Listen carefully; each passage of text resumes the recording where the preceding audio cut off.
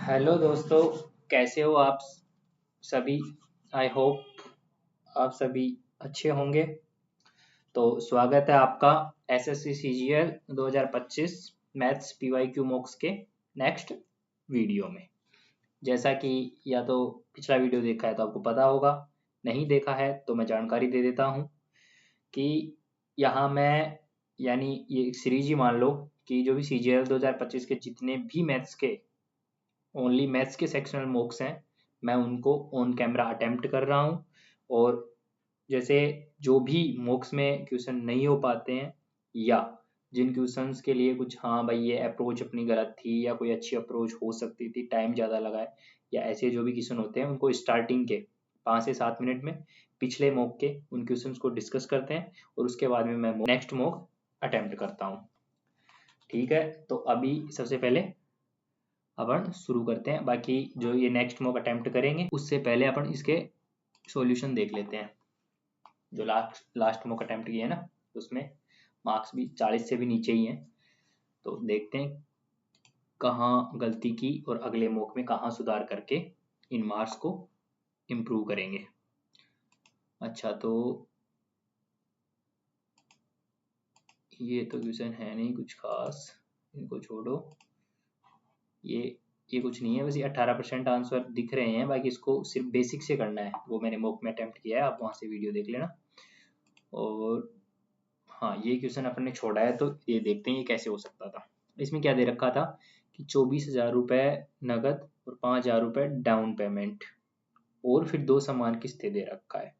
10% की रेट दे रखा है। अपने को किस्त की वैल्यू पूछी थी, तो 24,000 रुपये है, उनमें से 5,000 दे दिया, यानी देने कितने हैं 19,000 रुपये देने हैं उसको। अब 19,000 को वो किस्तों में दे रखा देगा, तो किस्त हमेशा निकालने के लिए हम सबसे पहले क्या निकालते हैं, डेब्ट, यानी जो भी ब्याज अपने को ब्याज समेत जो पैसे देने हैं ना वो पैसे निकालेंगे। फिर उसके बाद में अपन जो जिस भी तरीके से करते हैं, आपका जो भी तरीका होगा, बाकी जो मेरा तरीका है वो जैसे अभी 10% रेट है तो 100 और 2 है, मतलब 2 किस्त है तो ये अगली हो जाएगी 110, और अगर तीसरी भी होती तो 120। फिर उससे आपसे कैलकुलेट करके ये दोनों का ये जो योग आएगा ना, ये टोटल डेब्ट होगा, और इसका इसे डिवाइड करके अपन किस्त की वैल्यू, ये जो 100 होती है ये किस्त की वैल्यू होती है, इसी तरीके से काटते हैं। और मैंने मॉक में भी इसी तरीके से निकाला था, लेकिन मैं क्या है डायरेक्ट इसी को 210 से डिवाइड करके 100 की वैल्यू निकाल रहा था, तो इस वजह से ये गलत हो रहा था। क्यों?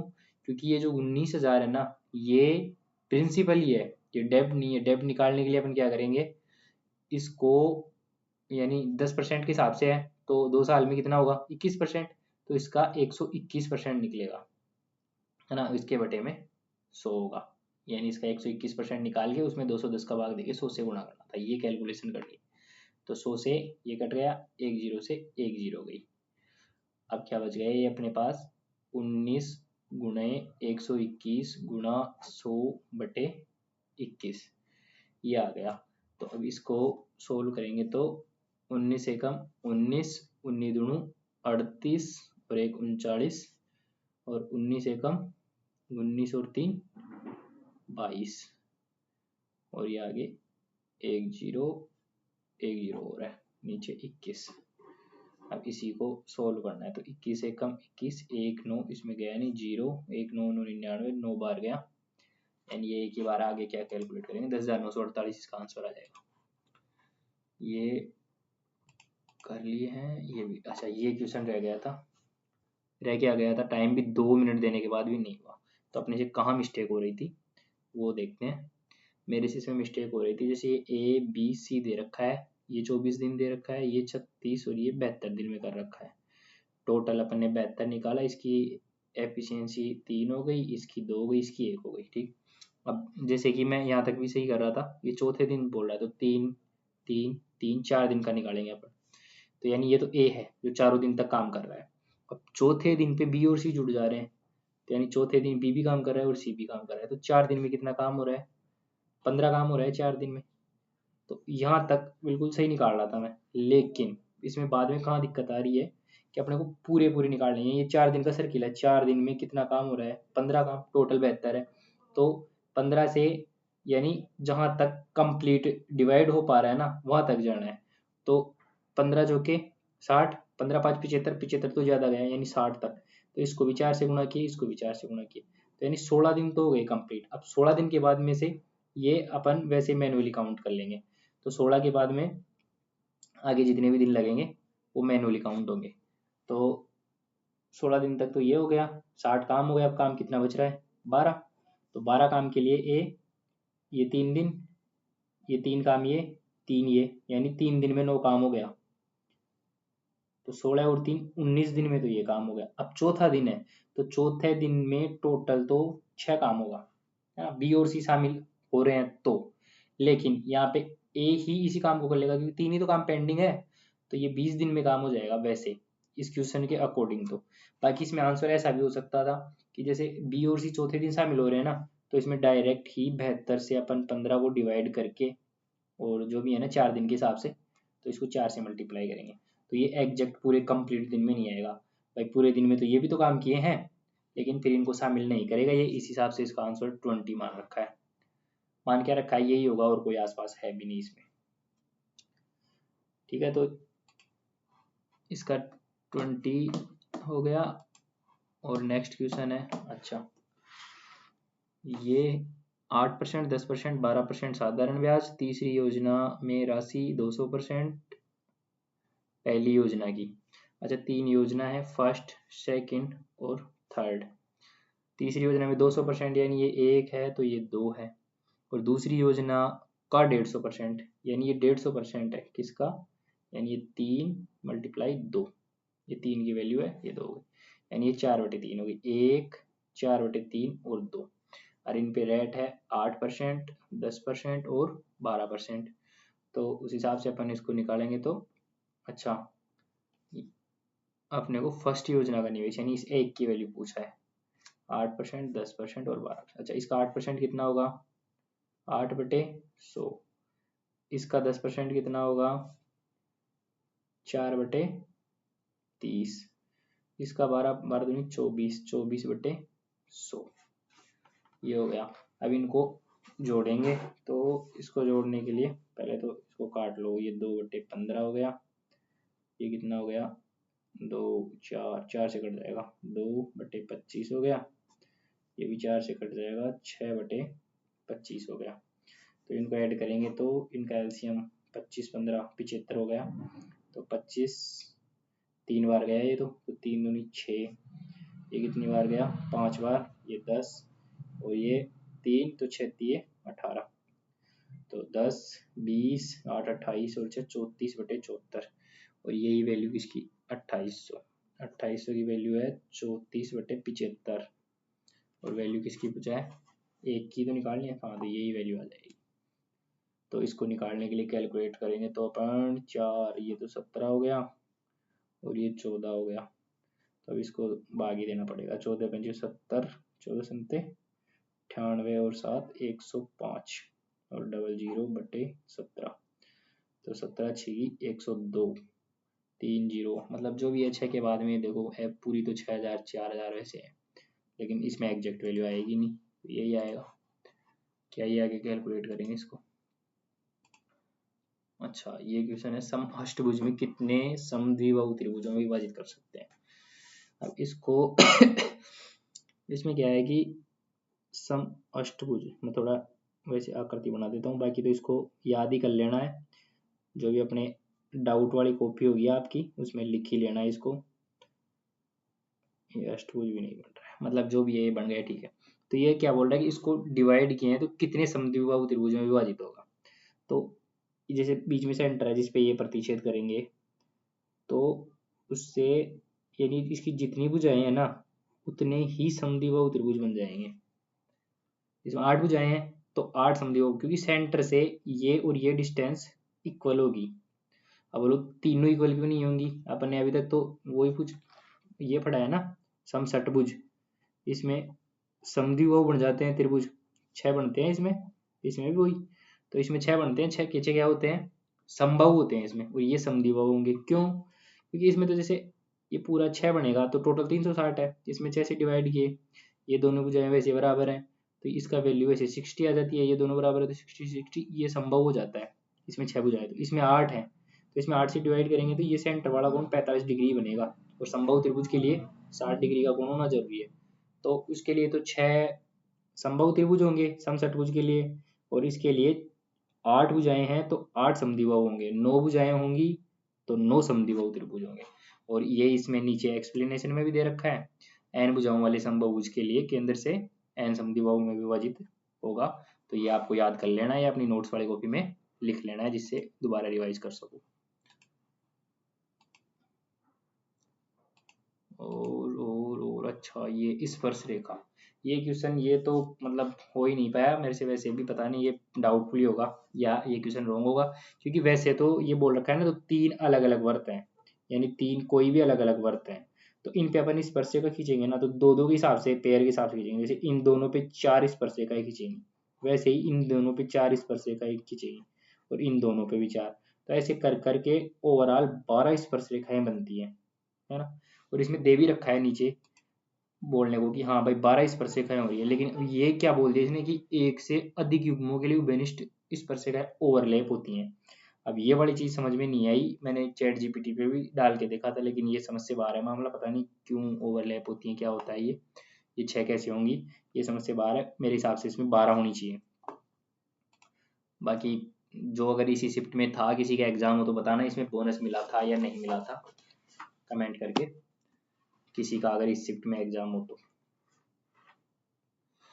बाकी एक क्वेश्चन ये है जिसमें क्या दे रखा है, एक वर्त है जिसके अंदर 2 जीवाएं प्रतिच्छेद कर रही हैं और इसका अनुपात दे रखा है, तो ये 3:5 में और ये 6:5 में। तो इसमें वैसे ही अनुपात है तो इसको x मान लेंगे, इसको y से मल्टीप्लाई कर लेंगे अनुपात को दूर करने के लिए। और जैसे जीवाएं हैं तो ये आपस में प्रतिच्छेद करती है, तो उनके लिए ये तो पता ही होगा आपको प्रमेय की, इन दोनों का मल्टीप्लाई इन दोनों के मल्टीप्लाई के बराबर होगा, यानी 6y मल्टीप्लाई 5y बराबर 5x मल्टीप्लाई 3x है ना। तो 5 से 5 कट गया, 3 से 6 2 बार हो गया, तो ये हो गया वाई स्क्वायर बटे एक्स स्क्वायर बराबर 1/2, जो कि पहला ही ऑप्शन है। तो ये होते हैं अपने कल के मॉक के क्वेश्चन, क्योंकि इसमें अच्छे क्वेश्चन थे। देखा आपने, जैसे ये क्वेश्चन है, ये तो फिर भी नहीं था होने लायक था, ये है क्वेश्चन, ये अभी भी डाउटफुल है, स्टिल डाउटफुल, ये अच्छा क्वेश्चन था, मतलब पहले पढ़े नहीं है ऐसे क्वेश्चन, शायद पीवाईक्यू में भी इतने आए हुए नहीं है इसलिए। बाकी ये भी अच्छा क्वेश्चन था, और ये भी अच्छा क्वेश्चन है, और ये भी अच्छा क्वेश्चन है, तो इसमें काफी अच्छे क्वेश्चन थे। तो इसीलिए अपने को पीवाईक्यू पे ज़्यादा फोकस करना है, क्योंकि भाई सैम एजेंसी है, वही क्वेश्चन बनाएगी, तो ऐसे क्वेश्चन इस बार भी आएंगे, अटपटे भी हैं ये क्वेश्चन थोड़े, तो आएंगे अब की बार भी, तो इसलिए अपन अब की बार इनकी प्रिपरेशन पहले से करके चलेंगे। तो ठीक है, अब अपन शुरू करते हैं 16 सितंबर शिफ्ट 3 का मॉक। और आप में से किसी ने अगर इस मॉक को अटेम्प्ट कर लिया है तो अपना स्कोर कमेंट करें, या अगर करने वाले हो तो अटेम्प्ट करके अपना स्कोर कमेंट करें, और बाकी मैं इसको अटेम्प्ट करता हूँ, मेरा स्कोर क्या रहता है वो भी आपको पता चल जाएगा। ठीक है, शुरू करते हैं। 6.75 को सरलतम भिन्न में 675/100, 4 25 4 4 तो आएगा यार, बटे में 25 2 50, 3 सही है। x का 20%, y के 40% के बराबर है x और y, x बटे y, x का 20% था, इसके 40/20, x अनुपात y यानी 2:1। 14 18 16 में से कौन सी संख्या घटाई जानी चाहिए ताकि समानुपात में हो?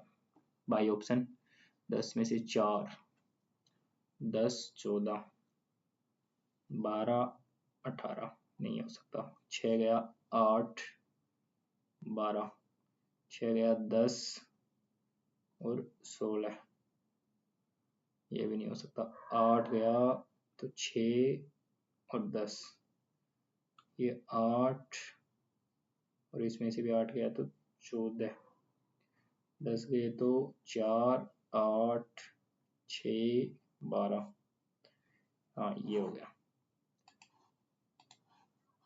12.8 माइनस 4 3 7.5 गुणा 4/8 7.5 गुणे 4/8 1/2 हो गया ना, ये 3.75 जो 12.8 में से घटाना है तो 5 हो गया, 0.5 हो गया, 12 में से 3 गए तो 9.05। व्यवसाय शुरू किया 6 महीने बाद सुरेश, शुरुआत से 8 महीने बाद रमेश, अंत से 4 महीने पहले छोड़ दिया। उनके लाभ का अनुपात, अच्छा रमेश सुरेश से 8 महीने बाद रमेश हट, अच्छा ये दो ही हैं तो रमेश ने 18,180 के, 6 महीने बाद सुरेश 240 के, 6 महीने तक रहा। 8 महीने बाद यानी ये इसने 8 महीने तक रखे, 60 और जोड़ा इसमें, 180 में 60 और जोड़ा तो 240 के, 4 महीने तक। सुरेश 4 महीने पहले छोड़ देता है तो ये तो 2 महीने ही रहा, फिर 6 महीने बाद जुड़ा। हाँ तो लाभ का अनुपात पूछा है, 2 2 और 4, 0 0 0 गया, 54 18 चौक 72 और 48, 8 और 2 10, 7 और 4 11 और 1 12, 120 और 24 पंजी 5 और 1। 38 छात्रों की औसत आयु 18, शिक्षक शामिल हुआ तो औसत आयु 19 वर्ष। 38 छात्र हैं तो 38 में एक एक जोड़ा है तो 38 तो ये जुड़ गया और खुद की 19 है, 19 ऑलरेडी होगी तो 9 8 17 3 1 4 1 5 57। 160 कर्मचारियों की कंपनी में औसत वेतन 64, 60 कर्मचारियों को औसतन 72,000, शेष कर्मचारियों का 60 और 100 यानी 3 और 5, इनका औसत है 72, इनका पता नहीं है, ओवरऑल है 64 तो इसको गुना किए 72 गुना 3, 64 गुना 8, 72 गुना 3 प्लस 5x तो 8 चौके 32, 8 छकी 48 और 3 51, 3 दूनी 6 7 दिया 21, 2 4 6, 50 में से 21 गए तो 30 गए तो 20, 29/5, 296/5 तो 25 4 6 5 9 45, एक ही ऑप्शन है।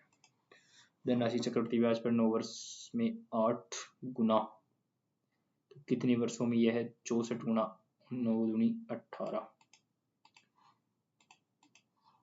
हानि क्रय मूल्य, विक्रय मूल्य और क्रय मूल्य, अच्छा क्रय मूल्य 20 है, उस पर 2 रुपए की हानि हो रही है तो विक्रय मूल्य कितना होगा 18 और क्रय मूल्य तो 20 है, ये 18 20 हो गया ना, यानी 9 10। एक वस्तु का मूल्य 300 रुपए, उस पर 20% की छूट दी जाती है यदि लाभ 300 रुपए 20% की छूट दिए, 300 रुपए में 20% की छूट दिए और लाभ 50% है, 15 गुना 10 10 30, 8 दूनी 16। एक उत्पाद एक वितरक को 25% छूट पर बेचा जाता है, वितरक को 20% का सेवा शुल्क जोड़ा जाता है, वितरक इसे 10,000 में बेचता है जिससे 25% का लाभ होता है तो अनुमानित अंकित मूल्य 100 अंकित मूल्य मान लो तो 100 अंकित मूल्य नहीं है, 100 तो सीपी है, 25% की छूट देने के बाद में उसको 125% में बेच रहा है, 20% का सेवा शुल्क भी इसमें जुड़ा हुआ है, 100 ही माने तो 75 छूट छोड़ो उसको बाद में देख। 216 लीटर के मिश्रण में दूध और पानी का अनुपात 14:4, यदि x लीटर दूध और x लीटर पानी मिलाया जाए 10:4 हो जाए, 14:4 है, x लीटर दूध और x लीटर पानी तो अनुपात 10:4 हो जाता है। तो x ज्ञात कीजिए, यानी सेम लीटर मिला रहे हैं। फिर ये कम कैसे हुआ भाई? 14, 10 और 4 14, 14 और 4 18, यानी इसमें देखें 14 और 4 18, 7 दोनों एक गोले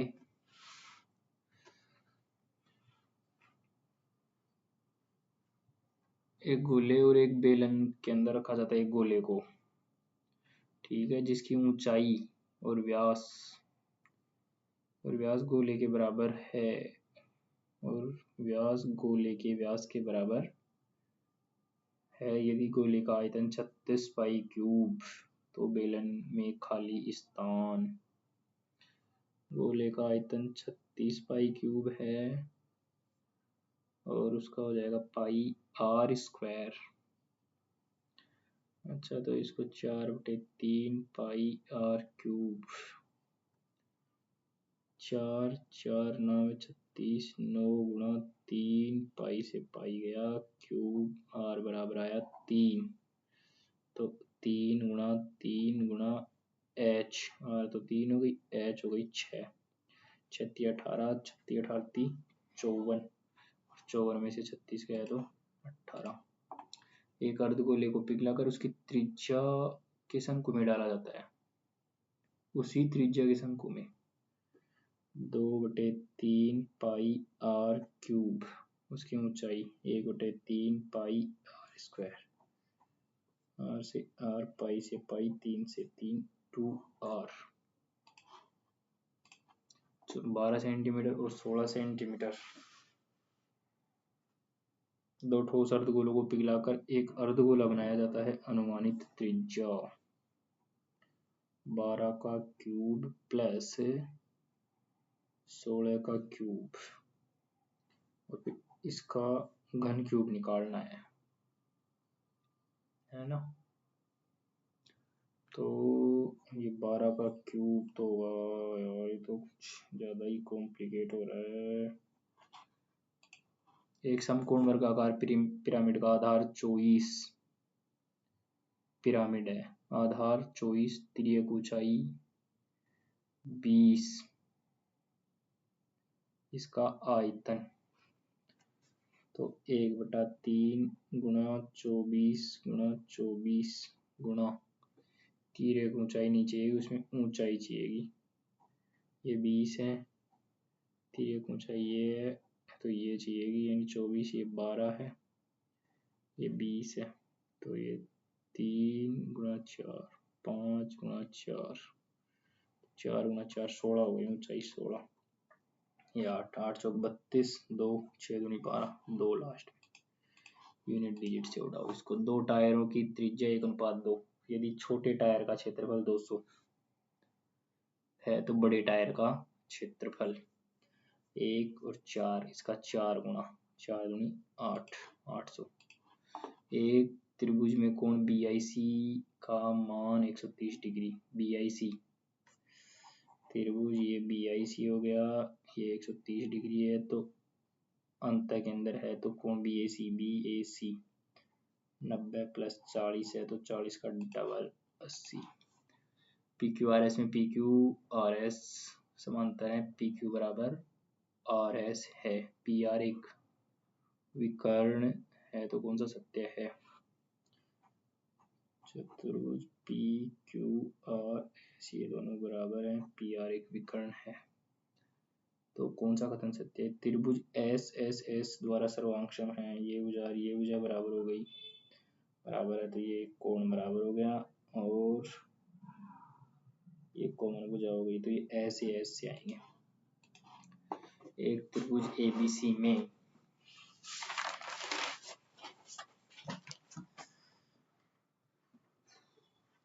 अच्छा जी, केंद्रक से होकर जाने वाली रेखा BC के समानांतर है।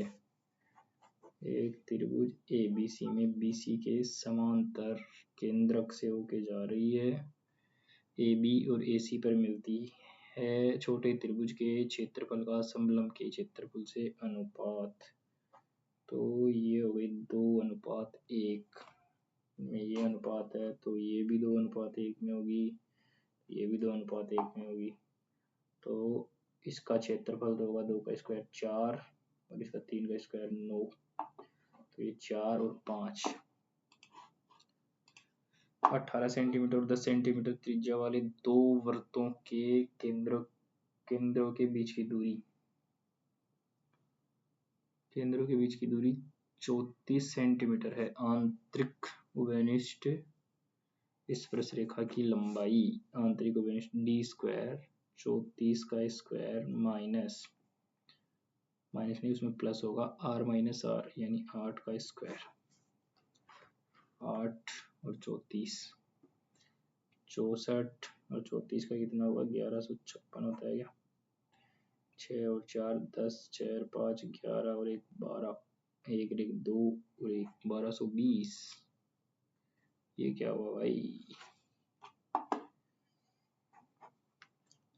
34 का square D square minus R plus R 18 और 10 28, 34 माइनस 28 1156 माइनस 784, 6 में से 4 गए तो 2, ये सही है, ये माइनस होता है और ये प्लस होते हैं। 14 सेंटीमीटर त्रिज्या वाले दो केंद्रों के बीच की दूरी 40 अनुप्रस्थ उभयनिष्ठ स्पर्शरेखा सेम क्यों से 40 का स्क्वायर माइनस 20 का स्क्वायर 1600 माइनस 400 1200। एक वृत्त की दो जीवाएं 14 और 18 लंबी जीवा केंद्र से 8 सेंटीमीटर दूर दो जीवाएं हैं, तो छोटी जीवा कितनी दूर है, अच्छा एक साइड है या नहीं है ये पता नहीं है इनका, 8 सेंटीमीटर से कम 8 सेंटीमीटर से अधिक, बाद में देख लेंगे इसको, मार्क एंड रिव्यू करेंगे, पहले इसको देखेंगे। त्रिभुज दो आर त्रिज्या वाले वृत्त से परिबद्ध है, एक त्रिभुज वृत्त से परिबद्ध है यदि एक कोण 120 डिग्री है तो विपरीत भुजा याद कीजिए, परिबद्ध है 2r त्रिज्या है, ये सारी 2r है, यदि एक कोण 120 डिग्री है तो विपरीत भुजा याद कीजिए, ये भी 2r है, ये 120 डिग्री है एक कोण, तो उस हिसाब से ये तो कितना हो गया 240, तो 240 में ये सामने वाली भुजा पूछा है,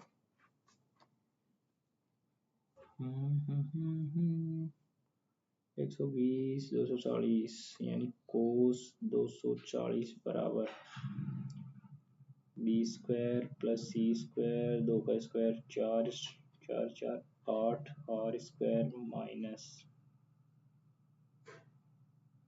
एक्स स्क्वायर बटे 2 2 दूनी 4 दूनी 8 और स्क्वायर, यही हो गया 240 की वैल्यू यानी 90 210 180 210 यानी साइन और 210 में 30 साइन 30 की वैल्यू कितनी हो गई रूट नहीं 1/2, तो 8 आर स्क्वायर 8 दूनी 16 R square minus 2 x square, 8 R square बराबर 2 एक्स स्क्वायर, 2 से गया 4 तो एक्स स्क्वायर 2r,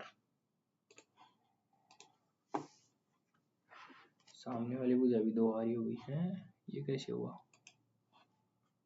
आ गई तो आ गई, देखेंगे 1/4 और 1/8 को जोड़ें तो परिणाम दशमलव में व्यक्त करें, 1/4 0.25 और 1/8 0.125, 573 0.573।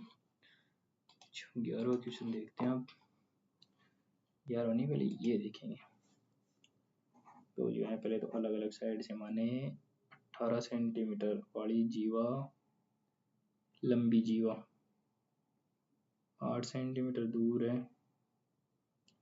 18 की है तो ये 9, 8 और ये 14 सेंटीमीटर है, बड़ी है 14 है तो ये दूर होगी 8 सेंटीमीटर से अधिक होगी, इतना ही तो बताना था इसमें। अच्छा जी, छूट। एक उत्पाद एक वितरक को 25% छूट पर बेचा जाता है, 20% का सेवा शुल्क जोड़ा जाता है। ये वितरक इसे 10,000 में बेचता है जिससे 25% का लाभ होता है, यानी 10,000 में वो बेच रहा है जिसपे उसको 25% का प्रॉफिट हो रहा है, यानी इतने का तो वो था। अब क्या बोल रहा है, इस पे 25% की छूट और 20% सेवा शुल्क, 125, 20% सेवा शुल्क जोड़ा गया है तो अनुमानित अंकित मूल्य, ये नहीं होगा, अब ज्यादा माथा नहीं खपाना इसमें। इसमें देखते हैं 14 और 4 18, 216 में 18 का भाग देते हैं पहले तो, 18 एकम 18, 3 18 दूनी 36, 12 आ गया तो 14 गुणा 12 और 4 गुणा 12, 12 चौकी 36, 12 चौक 48, 12 चौक 48, 12 एकम 12 और 4 48 और 168 है, 10:4 हो जाएगा। अब इसमें 20 मिलाएंगे तो 20 नहीं, 24 नहीं, इसमें 32 मिलाते हैं। देखिए 32 मिलाए तो 8 और 2 10, 6 3 और 1 10, 200, इसमें 32 मिलाए तो ये हो जाएगा शायद 2 40 30 70 80। अच्छा इसको 20 से काट दिए, 20 20 20, ये हो गया। 32वां क्वेश्चन, दो ठोस अर्धगोलों को पिघलाकर एक अर्धगोला बनाया जाता है, अनुमानित त्रिज्या 12 का क्यूब 1784 और 16 का क्यूब 4096, 6 और 4 10, 9 और 8 17 और 1 18, 7 और 1 8, 4 1 5, 5880 किसका होता है, 5880 गुणा 50 13 17 का और 18 का, 18 तक ही जा सकता है, 18 से ज्यादा नहीं जाएगा। ये क्वेश्चन और रह रहा है, ये क्या दिक्कत कर रहा है इसमें, अनुमानित अंकित मूल्य। अच्छा 100 माने छूट दिया 75 का हो गया, इस पे 20% सेवा शुल्क जोड़ा 6/5 और इसे 10,000 में बेच दिया, 6/5, ये किसकी वैल्यू है, ये 125 की वैल्यू है गुणा 100, तो ये इसका हो गया